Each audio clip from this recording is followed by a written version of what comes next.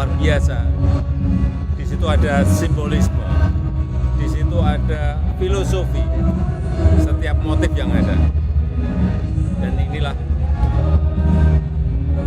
kebudayaan Indonesia.